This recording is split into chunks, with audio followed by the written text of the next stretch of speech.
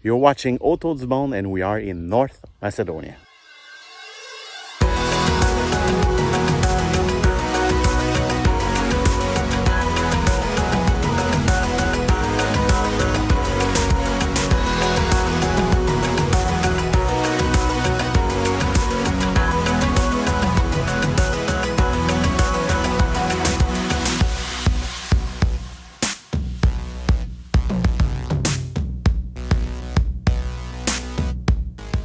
Welcome on Untitled. If you like our content, don't forget to subscribe to our channel and to like our videos.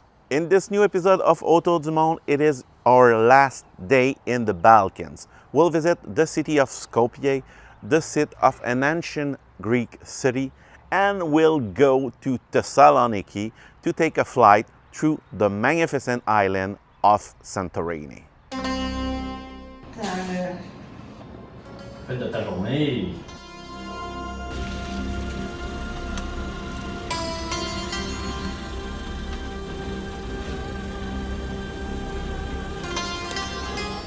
We start the day by trying to leave our Airbnb with a scratch-free car.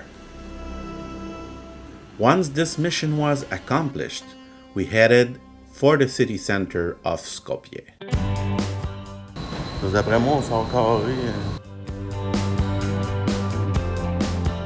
Honestly, for those of you who have never heard or seen the capital of Northern Macedonia, you will be a little surprised. The art of Skopje has been completely renovated, giving it a Baku or Dubai style, with its monumental buildings and numerous statues dedicated to local heroes.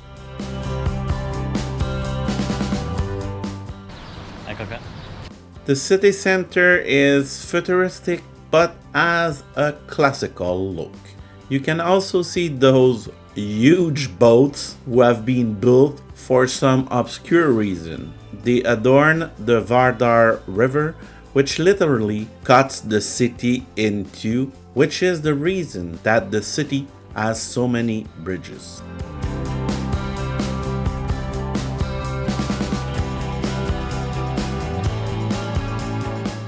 The metropolitan area of the capital has a population of around 550,000 inhabitants, equivalent to the cities of Quebec, Baltimore, Milwaukee, Tucson, Arizona, or Sacramento. And unlike other places we've recently visited, it's a very clean city. Viens pas me déranger quand je prends un panneau. In Skopje, everything revolves around the central square with its many bars and restaurants. It's a lovely place for gamblers because there are several casinos here, and fortunately for us, we didn't lose our shirts during our stay. Skopje is a charming little town that impressed us. While it may look flashy, it's very much in the Instagram mode. Peut-être même le faire survoler les portes après. Meaning you want to take a photo almost everywhere, including near the gigantic statue of Alexander the Great and his beautiful horse. Vous avez eu la totale de venir se stationner. Puis, comment tu trouves la ville?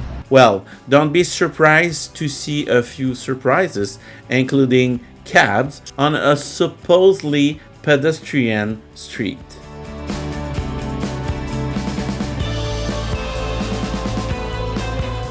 And if you see Mother Teresa almost everywhere, it's because she's from Skopje, as you'll soon see. As for us, it was morning and we hadn't eaten yet. So we went in quest of a place to eat.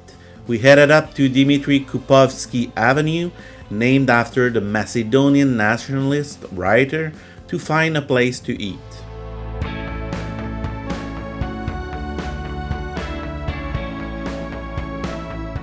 We finally settled on the Choco House. Moi, j'irai en dedans. Ben, pas en dedans, mais tu sais...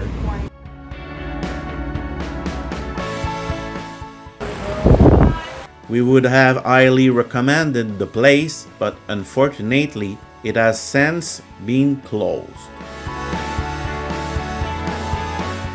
And yes, just a few steps from the restaurant was our first stop or point of interest of the day: Mother Teresa's house. But this is not the saint's actual home, but rather a memorial in her honor, because she is born in Skopje in 1910. Ça doit être grandeur nature. A sign of the popularity of the nun, whose real name was Agnes Gonka Bojakiu, more than 100,000 people have passed through here every year since 2009. The exhibition is not a must-see, but as long as we are in Skopje, how can we say that? Been there, done that. C'est bien fun. Been there, done that. But if you're spending a day in Skopje, don't hesitate to visit Mother Teresa's house.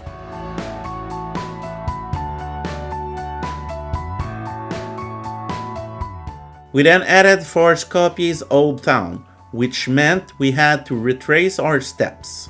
When we returned to the city's central square, it was much more crowded than earlier.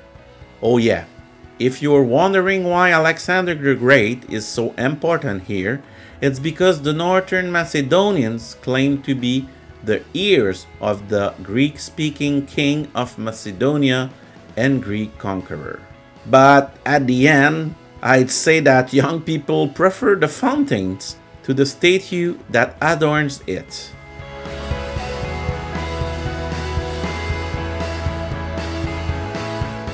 The city may seem vast, but the tourist sector is pretty easy to walk. So we headed back over the stone bridge built in the 15th century and one of the most important symbols of the country's capital towards the old town. Of course, this arched bridge over the Vardar River is a vestige of the Ottoman times. Reserved for pedestrians, it links Macedonia Square to Karpok Uprising Square, Skopje's two main centers.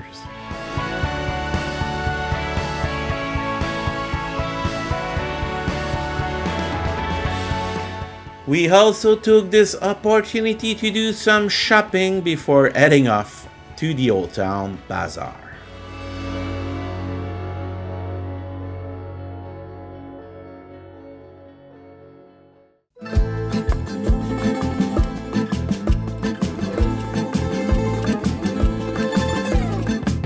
With its bazaar, restaurants, bars, and mosques, Old Skopje is undoubtedly the most beautiful part of the city.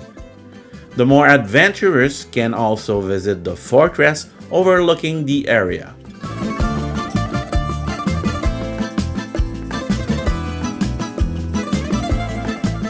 The old town, as you saw at the end of our previous episode, is an endless maze of stores of all kinds, as well as restaurants, bars, and even a brewery.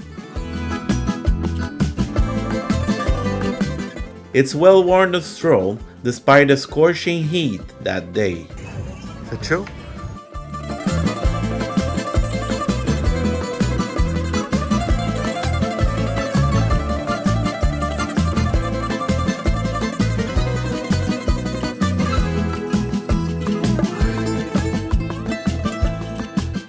The great thing about the Balkans is that you can drink from the public fountains, which are easily found all over the cities.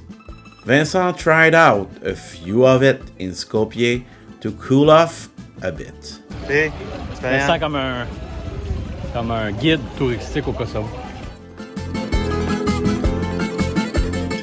And a bit of history, as Macedonia is also the name of a region of Greece. A compromise was finally reached between Macedonia and Greece with the Prespa Agreement of 2018, so that the country is officially called the Republic of North Macedonia. But be careful, because the North Macedonians prefer to be called Macedonians.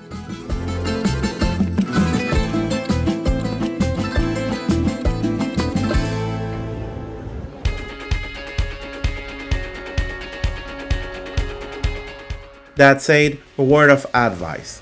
One day is enough to visit the city completely. However, if you're planning to stay in the region for a few days, like we did, Skopje is a good hub for those wishing to visit Kosovo or other parts of Macedonia. It's worth noting that you're also just 100 kilometers from the border of Bulgaria and 228 kilometers from its capital, Sofia.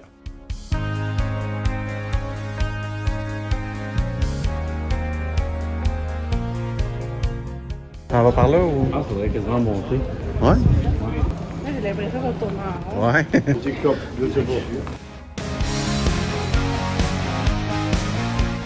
Yes, we're travel experts, but we end up getting lost in the endless streets of the bazaar.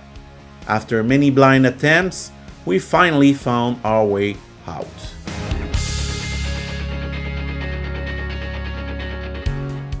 Je reconnais pas. Non, mais c'est par là qu'on est arrivé hier. Ouais, mais là, ça va par là. As it was a hot day, we also took the opportunity to buy a nice, refreshing beverage to cool down a bit. Là? Ouais, un petit slush, là. Yann, c'est ça? À la lime, là. Kiwi. Kiwi. Ah, ça c'est quoi? Blueberry. OK. But our highlight of the day in Skopje was undoubtedly our dinner at the sumptuous local Burger King. It just shows you that even frequent travelers are always seduced by the American fast food restaurants all over the world. Oh, il reste 5% sur la batterie. Ah, elle a chaud pour ça. Ouais. Prends une petite gorgée. Hey. So it's with these beautiful images that we conclude our stay in Skopje, a city we adored and which we encourage you to put on your list of new destinations to discover.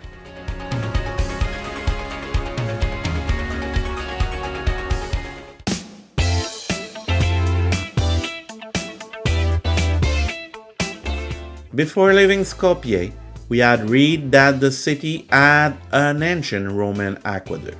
It wasn't obvious, but we found the aqueduct, which may have been built by Emperor Justinian and was in use until the 18th century.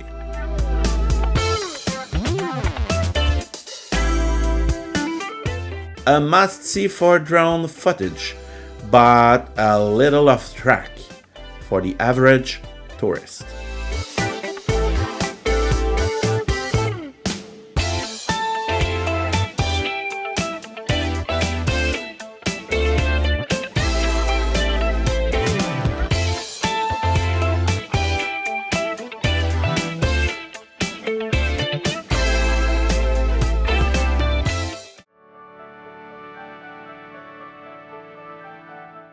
We then hit the road back to Thessaloniki, the starting point of this huge loop that took us to Meteora, Corfu, Albania, Kosovo, and Northern Macedonia. She's going to be sick. And then we'll go out. Je vais te mettre l'essence avant d'aller le chercher. De combien? Je sais pas lequel prendre. Il n'y a pas assez. Ah, monsieur Robida, 20$ dans le sud. 20$ dans le sud. Dans le sud, vous 17 piastres.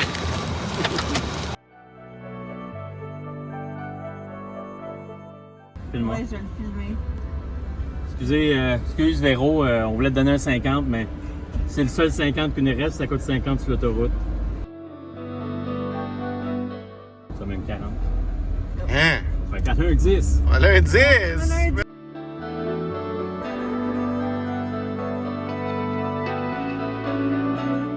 As an added bonus, we had to pick up someone at the Skopje airport. Barrière. Défonce la barrière de l'aéroport de Non, mais 10 Skopje. minutes, Vincent, on Ben, donnez-moi, si je peux arriver dans 6 minutes, faites un tour de char. Which was the driver who will bring our car back after we left Thessaloniki, since our rental company was actually Macedonian.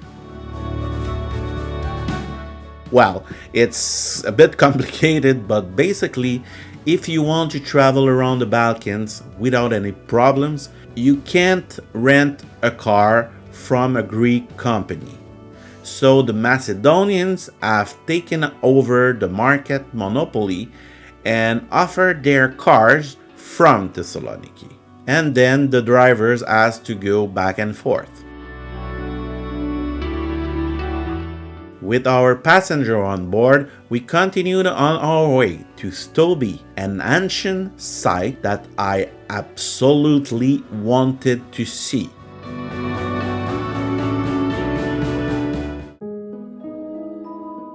Welcome to Stobi, a site I wanted to see because it preserves an ancient Jewish synagogue.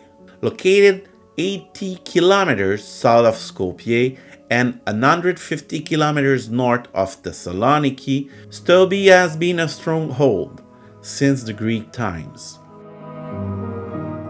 As soon as you enter the site, you'll see that the theater is very well preserved. In fact, in addition to the terrace, you can even walk inside this theater. It's a superb site to discover if you have a few hours to spare. And as there are few tourists, there is a good chance that, like us, you'll be alone on the site. In addition to the theater, the remains of the baptistry are quite exceptional.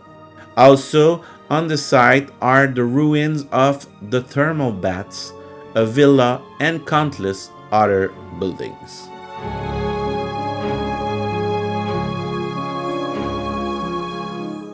Located on the left bank of today's Tsarna River, not far from the Vardar, it acted as a lock on the strategic axis linking the Aegean Sea and the Danube region.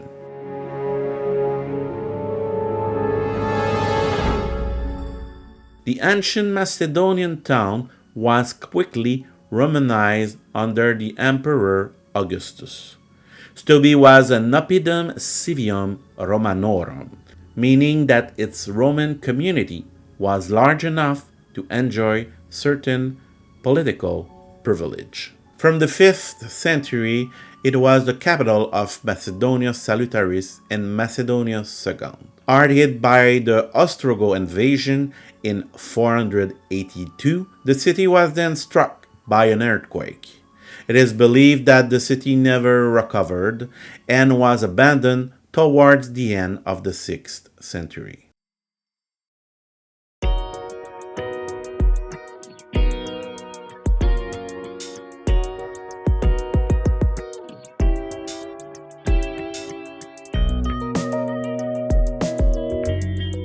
We then set course for Thessaloniki, from where we had set off 8 days earlier on our Grand Balkan tour.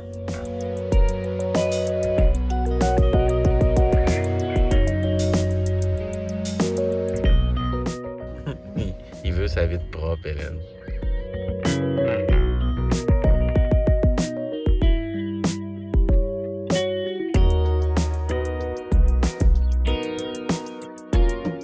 No problem for this last leg of the journey on land, in the Balkans, and in Greece.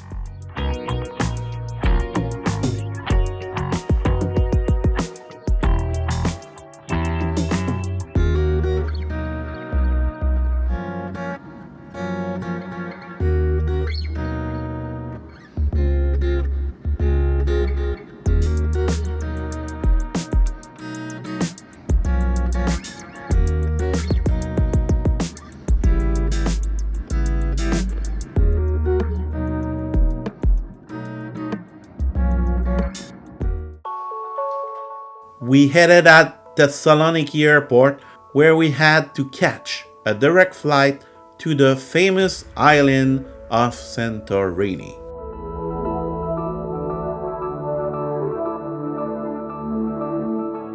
The flight on Asian, lasting an hour 5 minutes, went very smoothly.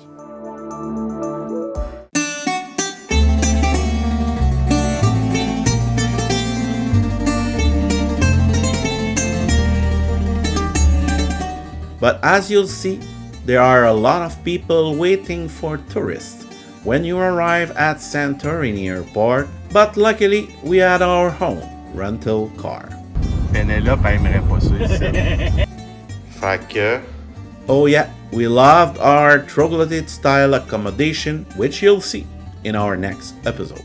I hope you've enjoyed that new episode of Autour du Monde. In our next episode, we'll visit the island of Santorini.